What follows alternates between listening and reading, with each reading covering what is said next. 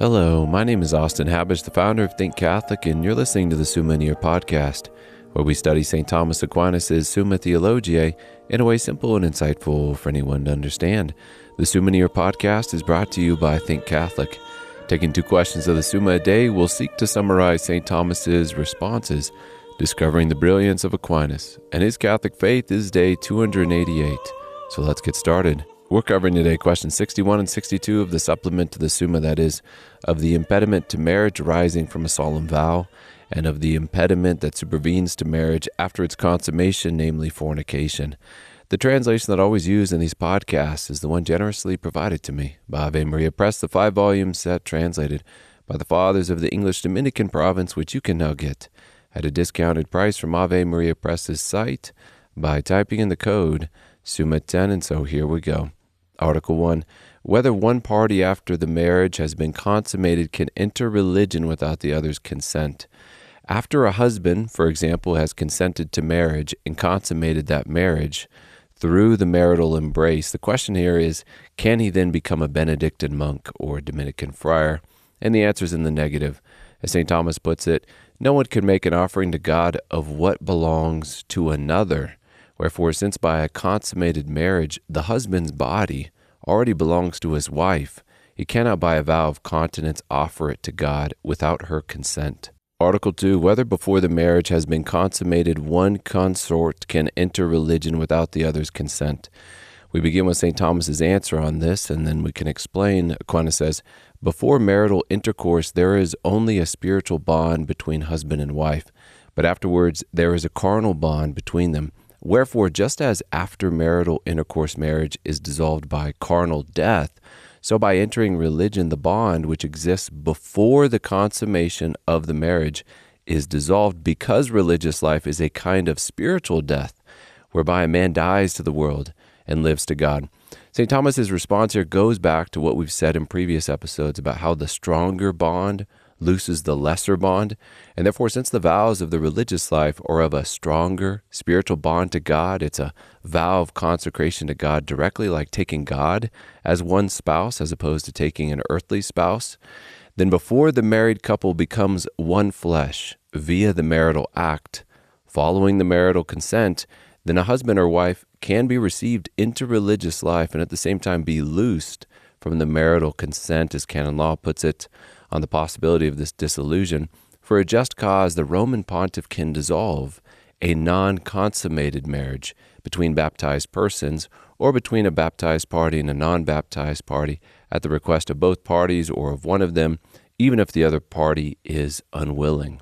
Article 3. Whether the wife may take another husband if her husband has entered religion before the consummation of the marriage. In a sense from our article, no one can bind another to those things which belong to perfection. Now continence is of those things that belong to perfection. Therefore a wife is not bound to continence on account of her husband entering religion, and consequently she can marry. We then turn to question 62 of the impediment that supervenes to marriage after its consummation, namely fornication. Article 1. Whether it is lawful for a husband to put away his wife on account of fornication. As related briefly in this article, our Lord permitted a man to put away his wife on account of fornication in punishment of the unfaithful party and in favor of the faithful party, so that the latter is not bound to marital intercourse with the unfaithful one. Yet again, and these are my words now, moving away from the article or not quoting St. Thomas directly, yet again this does not dissolve the bond, especially for the baptized after marital consent and consummation of that marriage. As canon law says on this topic, canon law 1141, a marriage that is ratum et consummatum, ratified and consummated, can be dissolved by no human power and by no cause except death. Article 2. Whether the husband is bound by precept to put away his wife when she is guilty of fornication. Does a married man have to separate bed and board from his wife if she has cheated on him, committed adultery? And this is not the case. In the words of our article, the putting away of a wife guilty of fornication was prescribed in order that the wife might be corrected by means of that punishment. Now, a corrective punishment is not required when amendment has already taken place. Wherefore, if the wife repent of her sin, her husband is not bound to put her away, whereas if she repent not, he is bound to do so, lest he seem to consent to her sin by not having recourse to her due correction. Article 3, whether the husband can, on his own judgment, put away his wife on account of fornication. A man can, if he has good evidence that he has been cheated on, no longer pay the marriage debt to his spouse. But St. Thomas is of the opinion that before a man can separate his living place from his wife, the church must investigate and rule on the matter. In the words of our article, a husband can put away his wife in two ways. First, as to bed only, and thus he may put her away on his own judgment as soon as he has evidence of her fornication, nor is he bound to pay the marriage debt at her demand, unless he be compelled by the church, and by paying it thus he no ways prejudices his own case. Secondly, as to bed and board, and in this way she cannot be put away except at the judgment of the church. And if she has been put away otherwise, he must be compelled to cohabitate with her, unless the husband can at once prove the wife's fornication. Now this putting away is called a divorce, and consequently must be admitted that a divorce cannot be pronounced except at the judgment of the church. Article 4, whether in a case of divorce, husband and wife should be judged on par with each other.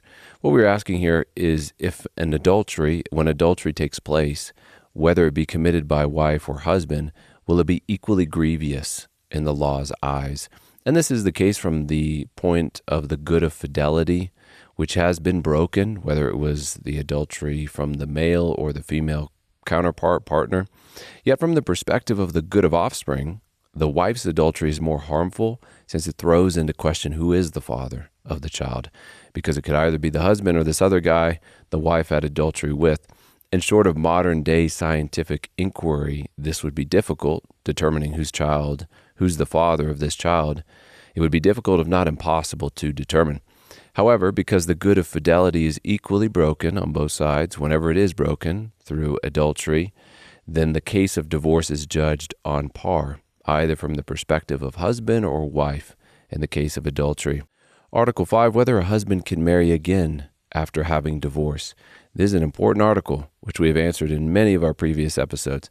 To quote St. Thomas, it is unlawful, both to the wife and to the husband, to contract a second marriage.